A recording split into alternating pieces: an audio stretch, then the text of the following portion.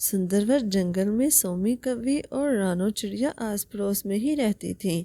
जाड़े के मौसम की तैयारी के लिए उन दोनों ने अपने घर के आगे थोड़ी थोड़ी खेती लगाई हुई थी। एक दिन एक तितली उड़ती हुई सोमी के खेत में आ जाती है। अरे, ये कमबख्त तितली कहाँ से आ गई? ये तो सारा मेरे फूलों का रस चूस लेगी। मेरी सब्जी तो सारी की सारी खराब हो जाएगी। कोई बात नहीं सोमी बहन, कुछ नहीं होगा। इनका भी तो हक है ना यहाँ पर रहना। हक है तो कहीं और चली जाए, मेरी खेती में ही इसको आना था। मैं अभी इसे भगाती हूँ। ऐसा कहकर वो इस तितली के पीछे पीछे जाने लगती है। तितली भी आगे उससे उड़ती रहती है। सोमी काफ़ी देर तक उसके पीछे भागती रहती है। फिर वो थक हार कर बैठ जाती है। बड़ी कमबख्त है, मुझसे नहीं पकड़ी जाएगी। आने दो कालू जी को, उनको बताती हूँ मैं। कालू भी उसके साथ मिलकर तितली को पकड़ने लग जाते हैं, लेकिन वो उन दोनों के हाथ में नहीं आती। पास ही के पेड़ पर बैठे बिल्लू और जग्गू ये सब देखकर खुश हो रहे थे। पापा पापा, आपसे तो एक तितली भी नहीं पकड़ी जा रही। वो दोनों बहुत खुश हो रहे थे। वो तितली भी बहुत खुश हो रही थी उनको अपने पीछे भगाकर। तभी वो तितली बिल्लू और जग्गू के पास आती है। प्यारे बच्चों, मेरा नाम चुलबुली है, क्या हम दोस्त बन सकते हैं? हाँ ना, क्यों नहीं। हमारे पास भी कोई दोस्त नहीं था, हम तीनों आज से इकट्ठे खेला करेंगे। फिर हर शाम बिल्लू, जग्गू और चुलबुली तितली रोज खेला करते थे। उन तीनों को खुश देखकर रानो चिड़िया भी बहुत खुश थी, लेकिन सोमी कौवी अंदर ही अंदर से जल रही थी। कालू जी, मैंने इतनी मेहनत से सारे फूल लगाए हैं और ये तितली पता नहीं कहाँ से आ गई। मुझे नहीं पता, आप इस तितली को कहीं भगाएं। अच्छा ठीक है, मैं कल शहर से आते हुए इसके लिए जहर वाली स्प्रे लेकर आऊँगा। तुम वो स्प्रे सभी पौधों पर कर देना, फिर ये तितली जहाँ कहीं भी बैठेगी खुद ही मर जाएगी। ये सुनकर सोमी बहुत खुश होती है। मेरे सुंदर कालू जी, आप कितने अच्छे हैं ना, मेरा कितना ख्याल रखते हैं। मैं अभी उस तितली को जाकर बताती हूँ। अभी रहने दो, रात बड़ी हो गई है, सुबह बता लेना उसे और उसे कह भी देना अगर वो अपनी खैरियत चाहती है तो शाम होने से पहले पहले चली जाए वहाँ से। फिर अगले दिन ही सोमी उस तितली से जाकर कहती है, मैंने अपने पति को कहा है वो आ जाते हुए तेरे लिए जहरीली स्प्रे लेकर आएंगे, फिर तो तू पक्का पक्का यहाँ से जाएगी। सोमी, मैंने नन्ही सी जान ने तुम्हारा क्या बिगाड़ा है? मुझे बस कुछ दिन की मोहलत दे दो। मैंने तो तुम्हारी खेती के फूल में अपने अंडे भी दे दिए हैं। कुछ ही दिनों में मेरे अंडे फूटने वाले हैं, फिर मैं अपने बच्चों को लेकर चली जाऊंगी। मैंने ठेका नहीं लिया तुम्हारे अंडों का, तुम कहीं और ले जाओ अपने अंडों को। सोमी बहन, मैं कहाँ जाऊँ? ठंड बहुत बढ़ गई है और सभी पेड़ पौधों के पत्ते तो झड़ चुके हैं। सिर्फ एक यही जगह थी, मुझे बस कुछ दिन की मोहलत दे दो। बस मैंने कह दिया ना, बस मेरा पति आता ही होगा, तू जल्दी से यहाँ से चली जा। ये कहकर सोमी वहाँ से चली जाती है। फिर चुलबुली तितली रोने लग जाती है। शाम हो रही थी, तभी बिल्लू और जग्गू दोनों खेलने के लिए आते हैं।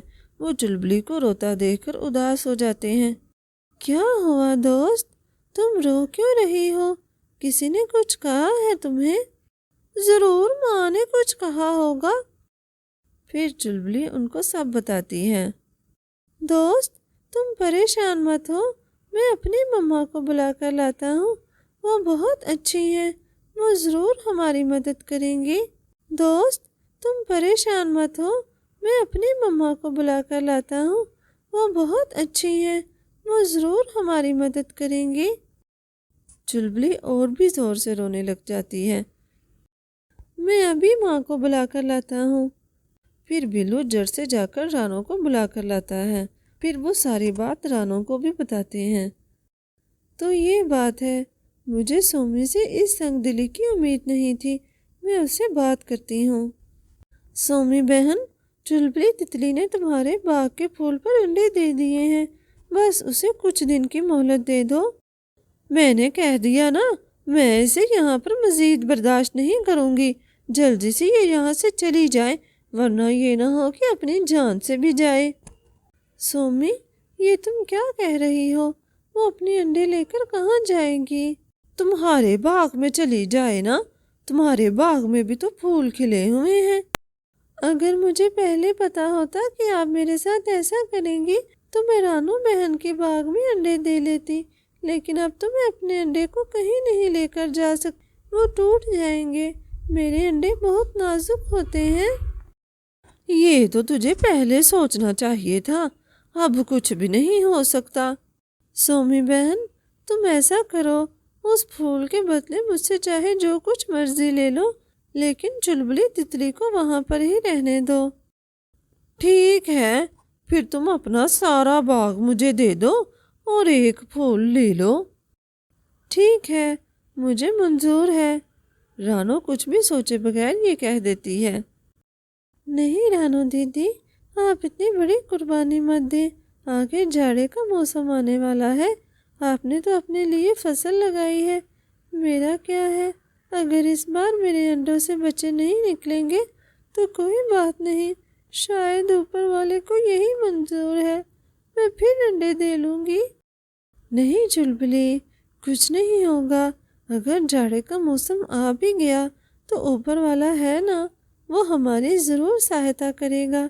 अभी तुम्हें इसकी ज़रूरत है। फिर वो सोमी के साथ ये डील तय कर लेती हैं। सोमी वो उससे सारा बाग ले लेती है और उस एक फूल में तितली रानी को रहने देती है। दिन इसी तरह से बीत रहे थे। फिर एक दिन चुलबुली तितली के अंडों से नन्हे मुन्ने प्यारे से बच्चे निकल आते हैं। वो अपने बच्चों को देखकर बहुत खुश थी। फिर वो चुलबुली तितली को कहती है, चुलबुली, मेरे ख्याल से तुम्हें अब सोमी के बाग में नहीं रहना चाहिए। मैंने एक नई जगह पर कुछ सब्जियां लगाई हैं और उन पर कुछ फूल भी खिले हैं। तुम अपने बच्चों को लेकर उस बाग में आ जाओ और वहाँ पर आराम सुकून से रहो। वहाँ पर तुम्हारी जान को कोई खतरा भी नहीं होगा। बहुत शुक्रिया रानू बहन, तुमने मेरी मुश्किल वक्त में बहुत मदद की, मैं हमेशा याद रखूँगी। रानू के कहने पर वो अपने बच्चों को उस बाग में ले आती हैं। उधर टूनी की पहली फसल तैयार हो चुकी थी। सोमी रोज़ उसकी फसल में से ताज़ा फल और सब्जियां उतार कर ले जाया करती थी।